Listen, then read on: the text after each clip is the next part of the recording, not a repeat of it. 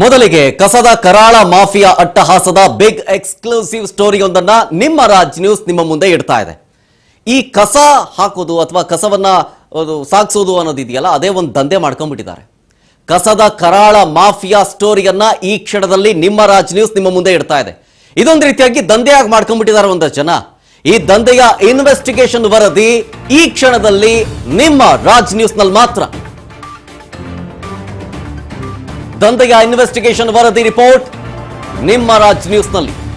ಬೆಂಗಳೂರನ್ನ ನುಂಗ್ ಹಾಕ್ತಾ ಇದ್ದಾರೆ ಯಾರು? ಈ ಗಾರ್ಬೇಜ್ ನ ದಂಧೆ ಮಾಡ್ಕೊಂಡಿರೋರು. ಅಂಕಿ ಅಂಶಗಳ ಸಮೇತ ನಿಮ್ಮ ರಾಜ್ ನ್ಯೂಸ್ ಬಯಲಿಗಿಳಿತಾ ಇದೆ. ಗಾರ್ಡನ್ ಸಿಟಿಯ ಕಸದ ಕರಾಳ ದಂಧೆಯ ಅಸಲಿಯತ್ ಏನ್ ಗೊತ್ತಾ? ವಿಲೇವಾರಿ ಮಾಡ್ತೀವಿ ಅನ್ನೋ ಹೆಸರಲ್ಲಿ ಒಂದಲ್ಲ ಎರಡಲ್ಲ ಕೋಟಿ ಕೋಟಿ ಲೂಟಿ ಆಗ್ತಾ ಇದೆ. ಕೋಟಿ ಕೋಟಿ ಲೂಟಿ ಹೊಡಿತಾ ಇದೆ ಈ ಗಾರ್ಬೇಜ್ ಗ್ಯಾಂಗ್. ಬರೀ ಕಾಗದದ ಮೇಲಷ್ಟೇ ಕ್ಲೀನ್ ಸಿಟಿ ಅಂತ ತೋರಿಸಿ ಹಗಲ್ ದೊರಡೆ ಮಾಡ್ತಾ ಇದ್ದಾರೆ. ಎಲ್ಲ ಸಂಸ್ಕರಣೆಯಾಗದ ಅರ್ಧದಷ್ಟು ಕಸ ನೇರವಾಗಿ ರಾಜಕಾಲುವೆಗೆ ಬಿಡೋದು. ರಾಜಕಾಲುವೆಗೆ ಸೇರ್ತಾ ಇದೆ ಎಲ್ಲವನ್ನೂ ಕೂಡ. ನೋಡಿದ್ರೆ ಎಲ್ಲಾನು ಕ್ಲೀನ್ ಮಾಡಿಬಿಟ್ಟಿದೀವಿ, ಅದಕ್ಕೆ ಇಷ್ಟು ಖರ್ಚಾಯ್ತು, ಅಷ್ಟು ಖರ್ಚಾಯ್ತು, ಗಾಡಿಗೆ ಡೀಸೆಲ್ ಇಷ್ಟ ಆಯ್ತು, ಅದನ್ನ ರೆಡಿ ಮಾಡ್ಸಕ್ಕೆ ಇಷ್ಟ ಆಯ್ತು, ಕಸ ಅಲ್ಲಿ ಕ್ಲೀನ್ ಮಾಡಿಬಿಟ್ಟಿದೀವಿ, ಇಷ್ಟು ಜನನ ಇಟ್ಕೊಂಡಿದೀವಿ, ಇಷ್ಟು ಜನಕ್ಕೆ ಕೆಲಸ ಮಾಡಿದ್ವಿ, ಎಲ್ಲ ಅಂಕಿ ಅಂಶಗಳನ್ನ ಸುಳ್ಳು ಲೆಕ್ಕವನ್ನ ತೋರಿಸಿ ದುಡ್ಡು ಹೊಡಿತಾ ಇದ್ದಾರೆ. ಇದಕ್ಕೆ ಸಂಬಂಧಪಟ್ಟಂತೆ ಅಂಕಿ ಅಂಶಗಳ ಸಮೇತ ರಾಜ್ ನ್ಯೂಸ್ ಬಯಲಿಗೆಳಿತಾ ಇದೆ. ವಿಲೇವಾರಿ ಮಾಡ್ತೀವಿ ಅನ್ನೋ ಹೆಸರಲ್ಲಿ ಒಂದಲ್ಲ ಎರಡಲ್ಲ ಕೋಟಿ ಕೋಟಿ ಹಣವನ್ನ ಈ ಗಾರ್ಬೇಜ್ ನುಂಗುಬಾಕರು ನುಂಗುತ್ತಾ ಇದ್ದಾರೆ. ಅವ್ರು ತೋರಿಸೋದು ಬರೀ ಕಾಗದದ ಮೇಲೆ, ಲೆಟರ್ ಮೇಲೆ ಅಷ್ಟೇ ಇರುತ್ತೆ, ಕ್ಲೀನ್ ಸಿಟಿ, ನಾವು ಕ್ಲೀನ್ ಮಾಡಿದೀವಿ ಅಂತ. ಅದು ಹಗಲು ದೊರಡೆ ಆಗಿದೆ. ಸಂಸ್ಕರಣೆಯಾಗದೇ ಇರುವಂತ ಅರ್ಧದಷ್ಟು ಕಸ ನೇರವಾಗಿ ಅಂದ್ರೆ ಡೈರೆಕ್ಟ್ ಆಗಿ ರಾಜಕಾಲುವೆಗೆ ಬಿಟ್ಬಿಡ್ತಾರೆ. ರಾಜಕಾಲುವೆ ಜೊತೆಗೆ ಚರಂಡಿಗಳಿಗೆ ಹೋಗ್ತಾ ಇದೆ ಎಲ್ಲಾ ಕಸವೂ ಕೂಡ. ಅದನ್ನ ಮಾಡ್ತಿರೋರು ಯಾರು? ಇದೇ ಗ್ಯಾಂಗ್. ರಾಜಕಾಲುವೆಗೆ ಸುರಿದು ಬಿಡೋದು, ಅದನ್ನ ವಿಲೇವಾರಿ ಮಾಡಿದೀವಿ, ಸಂಸ್ಕರಣೆ ಮಾಡಿದೀವಿ, ಹಂಗೆ ಹಿಂಗೆ ಅಂತ ದುಡ್ಡು ಪಿಕ್ಕಳೋದು. ಬೆಂಗಳೂರಿನ ಕಸದ ಮಾಫಿಯಾದ ಭಾಗ 2. ಆಟೋ ಟಿಪ್ಪರ್ಗಳಿಗೆ ಜಿಪಿಎಸ್ ಟ್ರ್ಯಾಕಿಂಗ್ ಇಲ್ಲದೇನೆ ವಿಲೇವಾರಿ ಮಾಡ್ತಾ ಇದ್ದಾರೆ. ಜಿಪಿಎಸ್ ಇಲ್ಲದೆ ವಿಲೇವಾರಿ ಆಗ್ತಾ ಇದೆ. ಗುತ್ತಿಗೆದಾರರ ಒಂದು ದಗಾಬಾಜಿ ಎಲ್ಲವೂ ಬಯಲಾಗಿದೆ. ಜಿಪಿಎಸ್ ಇರಬೇಕು, ಜಿಪಿಎಸ್ ಇಲ್ಲದೆ ಅದನ್ನ ಬಂಡವಾಳ ಮಾಡ್ಕೊಂಡ್ಬಿಟ್ಟಿದ್ದಾರೆ. ಇಷ್ಟ ಬಂದಂಗೆ ಲೂಟಿ ಮಾಡ್ಕೊಂತ ಇದ್ದಾರೆ. ಮೇನ್ ರೋಡ್ಗಳು, ಸುಂದರ ಕೆರೆಗಳ ಬದಿಯಲ್ಲೇ ಡಂಪಿಂಗ್ ಮಾಡ್ತಿದ್ದಾರೆ. ಬೆಳ್ಳಹಳ್ಳಿಯ ಕ್ವಾರಿಯೊಂದರಲ್ಲೇ ಸೃಷ್ಟಿಯಾಗ್ಬಿಟ್ಟಿದೆ ಕಸದ ಒಂದು ಬೆಟ್ಟನೇ ನಿರ್ಮಾಣ ಆಗೋಗಿದೆ. ಕಣ್ಣೂರು ಮಿಟ್ಕಾನ ಹಳ್ಳಿಯಲ್ಲಿ ಅಂತರ್ಜಲವನ್ನೇ ವಿಷಪೂರಿಯಾಗಿ ಮಾಡಿಬಿಟ್ಟಿದೆ ಆ ಕಸ. ರಾಜಕಾಲುವೆ ಹಾಗೆ ಚರಂಡಿಗಳಿಗೆ ಟನ್ ಗಟ್ಟಲೆಯಲ್ಲಿ ಪ್ಲಾಸ್ಟಿಕ್ ಕಸ ತುಂಬಿಕೊಂಡಿದ್ದಾರೆ. ಪ್ಲಾಸ್ಟಿಕ್ ಕಸ ಎಸಿತಾ ಇರೋದೇ ಮಹಾಪ್ರಳಯಕ್ಕೆ ಕಾರಣ ಆಗ್ತಾ ಇದೆಯಾ ಅಂತ. ಜನಕ್ಕೂ ಜನಕ್ಕೆ ಬುದ್ಧಿ ಇರಲ್ಲ. ತಗೊಂಡೋಗಿ ಚರಂಡಿಗೆ ಇದೊಂದು ರಾಜಕಾಲುವೆ ಹತ್ರ ಏನಾದ್ರು ಸಿಕ್ಬಿಡ್ತೇವೆ ಓಪನ್ನು ತೆಗೆದು ಕಸನ ಎತ್ತು ಬಿಡ್ತಾರೆ. ಅವ್ರದೊಂದು ಅರ್ಧ ಪ್ರಾಬ್ಲಮ್ಮು, ಇನ್ನರ್ಧ ಇಲ್ಲಿ ನುಂಗಬಾಕರ ಪ್ರಾಬ್ಲಮ್ಮು. ಕಸನ ತಗೊಂಡೋಗಿ ಪ್ಲಾಸ್ಟಿಕ್ ಕಸನೆಲ್ಲ ತಗೊಂಡೋಗಿ ಚರಂಡಿಗೆ ಹಾಕ್ಬಿಡ್ತಿದ್ದಾರೆ, ರಾಜಕಾಲುವೆಗೆ ಅಥವಾ ಚರಂಡಿಗೆ ಹಾಕ್ಬಿಡ್ತಾರೆ. ಈಗ ಅಲ್ಲೂ ಮುಗೀತು, ಅಲ್ಲೂ ತುಂಬ್ಕೊಳ್ಳುತ್ತೆ. ಈಗ ಮಳೆಗಾಲ, ಮಳೆ ಬಂದಿಲ್ಲ ಈಗ ಸದ್ಯದ ಮಟ್ಟಿಗೆ, ಬಟ್ ಬೆಂಗಳೂರಿನಲ್ಲಿ ಅಂತ ಮಳೆ ಬಂತು ಅಂತ ಪರಿಸ್ಥಿತಿ ಹೆಂಗಾಗಿರುತ್ತೆ ಅಂತ ನಿಮಗೆ ಗೊತ್ತಿದೆ. ನೀರು ಹೋಗೋದಕ್ಕೆ ಜಾಗ ಸಿಗೋದಿಲ್ಲ ಚರಂಡಿಲಿ, ಆ ರಾಜಕಾಲುವೆಲಿ. ಇನ್ನೆಲ್ಲೋಗುತ್ತೆ ಆ ನೀರು? ಮತ್ತೆ ತುಂಬ್ಕೊಳ್ಳುತ್ತೆ ಚರಂಡಿ, ಮತ್ತೆ ಮನೆ ಒಳಗೆ ನುಗ್ಗುತ್ತೆ. ಏನ್ ರಾಜಕಾರಣಿಗಳ ಮನೆಗೆ ನುಗ್ಗುತ್ತೆ ಅನ್ಕೊಂಡಿರಾ? ಇಲ್ಲ, ನಿಮ್ಮ ಮನೆ ಒಳಗಡೆ ನುಗ್ಗುತ್ತೆ ಚರಂಡಿ ನೀರು. ಜಿಪಿಎಸ್ ಟ್ರ್ಯಾಕ್ ಇರಬೇಕು ಮೇನ್ ಆಗಿ ಆ ಆಟೋ ಅಥವಾ ಕಸ ವಿಲೇವಾರಿ ಮಾಡುವಂತ ಒಂದು ಗಾಡಿಗೆ, ಟಿಪ್ಪರ್ಗಳಿಗೆ ಜಿಪಿಎಸ್ ಟ್ರ್ಯಾಕ್ ಇರಲೇಬೇಕು. ಅದೇ ಇಲ್ಲ ಇಲ್ಲಿ. ಇನ್ನೆಲ್ಲಿ ದಾಖಲೆ ತೋರಿಸ್ತಾರೆ ಅವರು? ಟ್ರಾನ್ಸ್ಪರೆನ್ಸಿಯಾಗಿ ಇದನ್ನ ಯಾವುದೇ ರೀತಿಯಾಗಿ ವಿಲೇವಾರಿ ಮಾಡ್ತಾ ಇಲ್ಲ ಇವರು. ಜಿಪಿಎಸ್ ಇಲ್ದೇನೆ ವಿಲೇವಾರಿ ಮಾಡ್ತಾ ಇದ್ದಾರೆ. ಇನ್ನೇನು ಮತ್ತೆ ಅಲ್ಲಿ ಆಟ ಆಡ್ಬೋದಲ್ಲ ಚೆನ್ನಾಗಿ ಅವರು. ಜಿಪಿಎಸ್ ಇಲ್ಲ ಅನ್ನೋದೇ ಅವ್ರಿಗೆ ಬಂಡವಾಳ, ಇಷ್ಟ ಬಂದಂಗೆ ಲೂಟಿ. ನೋಡಿ, ಫುಲ್ ಡೀಟೇಲ್ಸ್ ಹೇಳ್ತೀನಿ. ಪ್ರತಿದಿನ ಉತ್ಪತ್ತಿ ಆಗೋ ಕಸ ಎಷ್ಟು? 3880 ಟನ್. ಇದು ಡೈಲಿ. 3880 ಟನ್ ಕಸದಲ್ಲಿ 1775 ಟನ್ ಕಸ ಕಂಪ್ಲೀಟ್ ಅನಾಥ. ಎಲ್ಲಂದ್ರೆ ಅಲ್ಲಿ ಬಿಸಾಕ್ತಾರೆ ಅಂತ ಅನಾಥ ಅಂತಂದ್ರೆ. 547 ಟನ್ ಒಣ ಕಸ ಸೇರಿರೋದು ವರದಿಗಳಿಂದ ಸಾಬೀತಾಗಿದೆ. ಅಕಸ್ಮಾತ್ ಏನಾದರೂ ಮಳೆಗಾಲ, ನಾನು ಹೇಳ್ತಾ ಇದ್ದೀನಿ ನೋಡಿ, ಬಹಳಷ್ಟು ಜೋರಾಗಿ ಏನಾದರೂ ಮಳೆ ಬಂತು ಅಂತಂದ್ರೆ ಒಂದೇ ಹೊತ್ತು ಸಾಕು.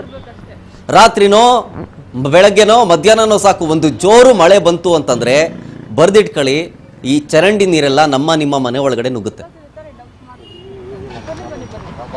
ಅದಕ್ಕೆ ಕಾರಣ ಯಾರು? ಇಂಥವ್ರು ದಗಾಬಾಚಿ ಕೆಲಸ ಮಾಡ್ತಾ ಇರೋರು. ಇದೊಂದು ಗ್ಯಾಂಗ್ ಆಕ್ಟಿವ್ ಆಗಿದೆ. ಕಸ ವಿಲೇವಾರಿ ಮಾಡ್ತಿದ್ದೀವಿ, ಸಂಸ್ಕರಣೆ ಮಾಡ್ತಿದ್ದೀವಿ ಅಂತ ಹೇಳ್ಬಿಟ್ಟು ಸಂಸ್ಕರಣೆ ಆಗದೆ ಇರೋ ಭೀಕರ ತ್ಯಾಜ್ಯದಲ್ಲಿ 677 ಟನ್ ಹಸಿ ಕಸ ಇದೆ. ಸಂಸ್ಕರಣೆ ಮಾಡ್ದೇನೆ ಹಂಗೆ ಚರಂಡಿಗೆ ಎತ್ತು ಸುರಿದು ಬಿಡೋದು ಹಂಗೆ. ಆಮೇಲೆ ಕಾಗದದಲ್ಲಿ ಕ್ಲೀನ್ ಮಾಡಿಬಿಟ್ಟಿದ್ದೀವಿ, ಕ್ಲೀನ್ ಸಿಟಿ ಮಾಡಿಬಿಟ್ಟಿದ್ದೀವಿ. ಒಂದು 60 ಜನದಿಂದ 100 ಜನ ಯೂಸ್ ಮಾಡ್ಕೊಂಡ್ವಿ ಈ ಏರಿಯಾದಲ್ಲಿ ಕಸ ಕ್ಲೀನ್ ಮಾಡೋದಕ್ಕೆ ಅಂತ. ಅದಕ್ಕೊಂದು ದುಡ್ಡು, ಆಟೋನೋ ಟಿಪ್ಪರ್ಗೋ ಅದಕ್ಕೆ ಡೀಸಲ್ಲು, ಅದಕ್ಕೆ ಗಾಡಿ ರೆಡಿ ಮಾಡಿಸ್ಬೇಕು, ಅಯ್ಯೋ ಟೈರ್ ಪಂಚರ್ ಆಯಿತು ಅದಕ್ಕೊಂದು ಎಕ್ಸ್ಟ್ರಾ ದುಡ್ಡು, ಇಷ್ಟು ಜನನ ಬಳಕೆ ಮಾಡ್ಕೊಂಡ್ವಿ, ಡ್ರೈವರು ಅದು ಇದು ಮಣ್ಣಂಗಟ್ಟಿ ಎಲ್ಲನೂ ಬರೆದು ಹಾಕಿರ್ತಾರೆ. ಅಲ್ಲಿ ಏನೂ ಮಾಡಿರೋದಿಲ್ಲ, 500 ಮೀಟ್ರು ಹೋಗಿರೋದಿಲ್ಲ ಗಾಡಿ. ಒಂದು ಕಡೆಯಿಂದ ಕಸ ತೆಗಿತಾರೆ, ಸಂಸ್ಕರಣೆನೂ ಮಾಡಿರೋದಿಲ್ಲ, ರಾಜಕಾಲುವೆ ಅಥವಾ ಚರಂಡಿ ಯಾರು ಇಲ್ಲದಿರೋ ಜಾಗ ತಗೊಂಡೋಗಿ ಸುರಿದು ಬಿಡೋದು ಡೈರೆಕ್ಟ್. ಹಿಂಗೆ ಮಾಡಿ ಮಾಡಿ ಮಾಡಿ ಮಾಡಿ ಇವತ್ತು ನಾಳೆ ಜೋರಾಗಿ ಮಳೆ ಬಂತು ಅಂತಂದರೆ IT ಸಿಟಿ ಮತ್ತೆ ಮುಳುಗೋಗುತ್ತೆ.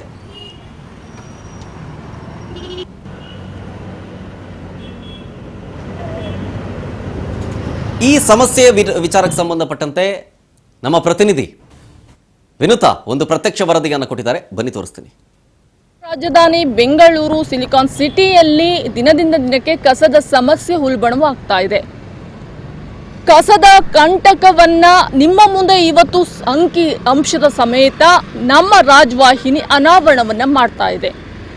ಪ್ರಸ್ತುತ ನಾನು ಇದೀಗ ಬೆಂಗಳೂರಿನ GBAಯ ಪೂರ್ವ ವಲಯಕ್ಕೆ ಸೇರಿರುವಂತಹ ಮಹಾಲಕ್ಷ್ಮಿ ಲೇಔಟ್ನ 2 ಘಟಾನುಘಟಿ ನಾಯಕರಾಗಿರುವಂತಹ ಗೋಪಾಲಯ್ಯ ಹಾಗೂ ಶಿವರಾಜ್ ಅವರ ಕ್ಷೇತ್ರದಲ್ಲಿ ಇರುವಂಥದ್ದು ಕಾವೇರಿ ನಗರದಲ್ಲಿ ಇದ್ದೀನಿ.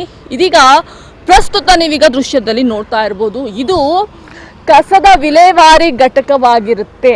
ಅಂದರೆ BBMP ಏನು ನಮ್ಮ ನಗರದಾದ್ಯಂತ ಸಂಸ್ಕರಣೆ ಮಾಡ್ಕೊಂಡು ಬಂದಿರಂತಹ ಕಸವನ್ನು ಒಂದು ಕಡೆ ಬಂದು ಅದನ್ನು ಮತ್ತೊಂದು ಕಡೆಗೆ ಡಂಪ್ ಮಾಡುವಂಥ ವ್ಯವಸ್ಥೆಯನ್ನು ಇವರು ರೂಪಿಸ್ಕೊಂಡಿರುವಂಥದ್ದು. ಆದರೆ ಆ ಕಸ ಎಷ್ಟರ ಮಟ್ಟಿಗೆ ಸರಿಯಾಗಿ ವಿಲೇವಾರಿ ಆಗ್ತಾ ಇದೆ ಅನ್ನೋದಕ್ಕೆ ನಿಮಗೆ ಜೀವಂತ ಸಾಕ್ಷಿ ಇಲ್ಲೇ ಕಣ್ಣು ಮುಂದೆ ಇರುವಂಥದ್ದು. ಸುಮಾರು ಪ್ರತಿದಿನ ನಮ್ಮ ಬೆಂಗಳೂರಿನಲ್ಲಿ 3880 ಟನ್ಗಳಷ್ಟು ಕಸ ಉತ್ಪಾದನೆ ಆಗ್ತಾ ಇದೆ. ಅದರಲ್ಲಿ ಬರೋಬ್ಬರಿ 1775 ಟನ್ ಅಂದರೆ 45.7% ಕಸದ ಸಂರಕ್ಷಣೆ ಆಗ್ತಾ ಇಲ್ಲ ಅನ್ನುವಂಥದ್ದು. ಅದರಲ್ಲಿ ನಾವು ಹಸಿ ಕಸವನ್ನು ನೋಡ್ತಾ ಹೋದರೆ 677 ಟನ್ಗಳು ಹಸಿ ಕಸ ಉತ್ಪಾದನೆ ಆಗ್ತಾ ಇದೆ. ಜೊತೆಗೆ 547 ಟನ್ ಒಣ ಕಸ ಇಲ್ಲಿ ಉತ್ಪಾದನೆ ಆಗ್ತಾ ಇರುವಂಥದ್ದು. ಆದರೆ ಈ ಹಸಿ ಕಸ ಮತ್ತು ಒಣ ಕಸಗಳು ಸರಿಯಾದ ರೀತಿಯಲ್ಲಿ ವಿಲೇವಾರಿ ಆಗ್ತಾ ಇಲ್ಲ.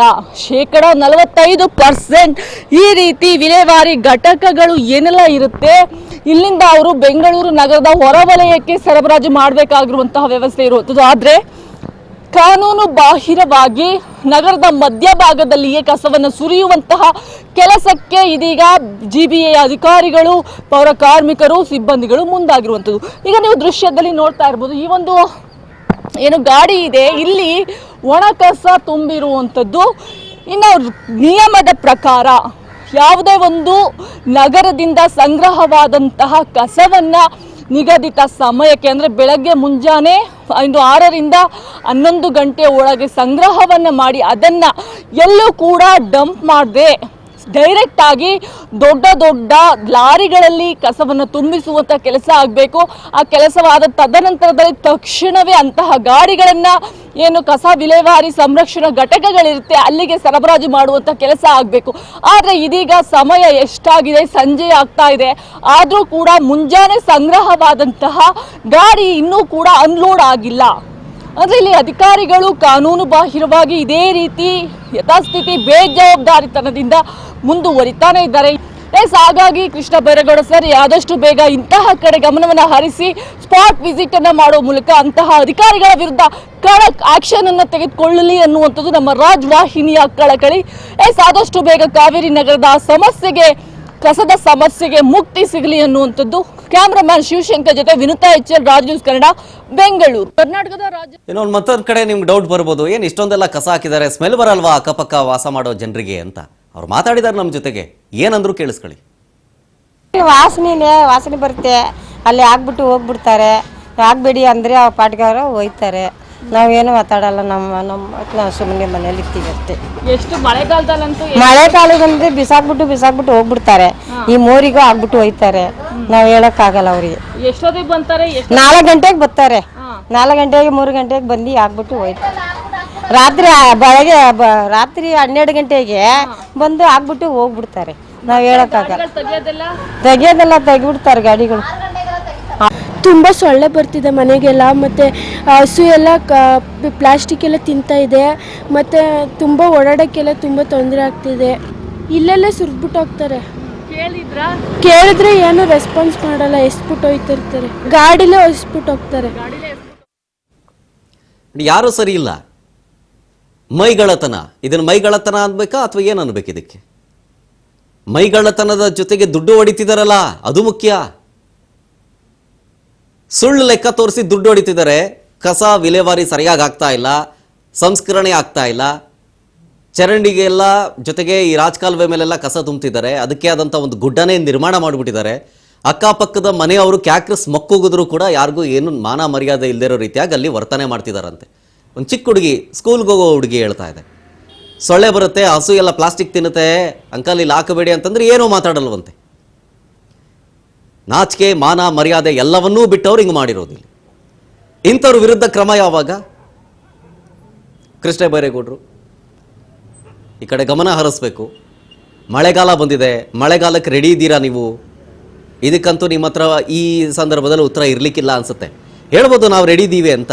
ಬಂದರೆ ಎಲ್ಲ ಕಡೆ ತುಂಬ್ಕೊಳುತ್ತಲ್ಲ ನೀರು, ಅಂಡರ್ ಪಾಸಿಂದ ಹಿಡಿದು ಚರಂಡಿ, ಫುಟ್ಪಾತು, ರೋಡು ಎಲ್ಲ ತುಂಬ್ಕೊಳ್ತದೆ. First ಬೇಸ್ಮೆಂಟಿಂದ ready ಮಾಡ್ಕೊಂಬನ್ನಿ. ನೀರು ಹೋಗೋದಕ್ಕೆ ಜಾಗ ಎಲ್ಲ ಕಡೆ ಸರಿಯಾಗಿ ಮಾಡಬೇಕು. ಅದು ಅಂಡರ್ ಪಾಸ್ ಆಗಿರಲಿ ಅಥವಾ ಚರಂಡಿ ಆಗಿರಲಿ, ರಾಜಕಾಲುವೆ ಆಗಿರಲಿ. ರಾಜಕಾಲುವೆಲಿ ಹಿಂಗೆಲ್ಲ ಕಸ ತುಂಬಿಟ್ರೆ ಅಲ್ಲಿ ನೀರು ಹೋಗೋದಕ್ಕೆ ಜಾಗ ಇಲ್ಲಿಂದ ಬರುತ್ತೆ. ಒಂದು ಎಕ್ಸಿಟ್ ಪಾಯಿಂಟ್ ಅಂತ ಇರುತ್ತೆ, ಎಕ್ಸಿಟ್ ಪಾಯಿಂಟ್ಗೆ ಹೋಗಿ ಆ ಕಸ ಎಲ್ಲ ತುಂಬ್ಕೊಳ್ತದೆ. ನೀರು ಹೋಗೋದಕ್ಕೆ ಜಾಗ ಇಲ್ಲ. ನೋಡಿ ಅಲ್ಲಿ ನೀರು ಈ ಕಡೆಯಿಂದ ಹರಿತಾ ಇದೆ, ಅಲ್ಲಿ ನೋಡಿ ಅಲ್ಲಿ ಫುಲ್ಲು ಕಸ. ನೀರು ಹರಿತಾ ಇರೋದು ನೋಡಿ, ಅಲ್ಲಿ ಸಣ್ಣದಾಗಿ ಒಂಚೂರು ಚಿಕ್ಕದ ಕಿಂಡಿ ಇದೆ, ಅಲ್ಲಿ ಹರಿತಾ ಇದೆ. ಇನ್ನು ಜೋರಾಗಿ ಮಳೆ ಬಂತು ಅಂತಂದ್ರೆ ಮುಗೀತು, ಆಗೋದಿಲ್ಲ. ಅದ್ಯಾವ್ಯಾವ ಪೈಪ್ಗಳು ಒಡೆದೋಯ್ತವೋ, ಅದ್ಯಾವ್ಯಾವ ಚೇಂಬರ್ ಒಡೆದೋಯ್ತವೋ, ಅದೆಷ್ಟು ಮನೆಗಳಿಗೆ ಆ ಚರಂಡಿ ನೀರು ನುಗ್ಗುತ್ತೋ. ಗಮನ ಹರಿಸ್ಬೇಕು. ಇದಕ್ಕೆ GBA ಅಧಿಕಾರಿಗಳು ಗಮನಿಸಬೇಕು. ಜೊತೆಗೆ ಕೃಷ್ಣ ಬೈರೇಗೌಡರು ಈ ಕಡೆ ಗಮನ ಹರಿಸ್ಬೇಕು. ದಯವಿಟ್ಟು ನಾಳೆನೋ ನಾಡಿದ್ದೋ ಏನಾದರೂ ಜೋರಾಗಿ ಮಳೆ ಬಂತು ಅಂತಂದರೆ ನಿಜ ಅದರ ಪರಿಣಾಮ ಏನಾಗಿರುತ್ತೆ ಅನ್ನೋದನ್ನ ನೀವು ಊಹೆ ಮಾಡ್ಕೊಳ್ಬೋದು.